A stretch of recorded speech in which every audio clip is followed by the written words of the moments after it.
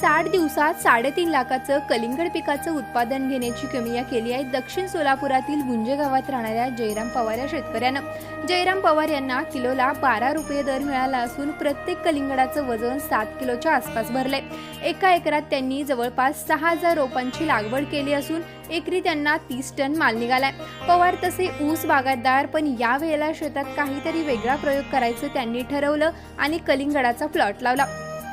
कलिंगड लागवडीत जमिनीच्या मशागतीबाबत बोलताना ते सांगतात की सुरुवातीला डुबी बांधणी करताना 6 फुटाचा ढेर सोडून त्यानंतर भेसळ डोस, शेणखत, मल्चिंग टाकून होल मारून लागवड करावी।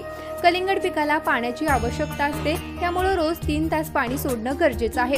रोपांची योग्य निवड, पाण्याचं नियोजन, औषध फवारणी, भेसळ डोस या सगळ्यांचं योग्य नियोजन घातलं तर आपण 60 दिवसात कलिंगड लागवडीतून लाखोंचं उत्पन्न घेऊ शकतो असं त्यांचं मत आहे। 60 दिवसात 3.5 लाखाचं उत्पन्न घेऊन शेतकऱ्यांसमोर आदर्श निर्माण करणाऱ्या जयराम पवार यांना कृषी मंत्र्याचा सलाम। शेतकरी मित्रांनो, तुम्हालाही या प्रकारच्या विविध यशोगाथा पाहायच्या असतील तर आत्ताच कृषी मंत्र्याच्या YouTube चॅनलला सबस्क्राईब करा। त्याचबरोबर आमच्या फेसबुक आणि इंस्टाग्राम पेजलाही फॉलो करा।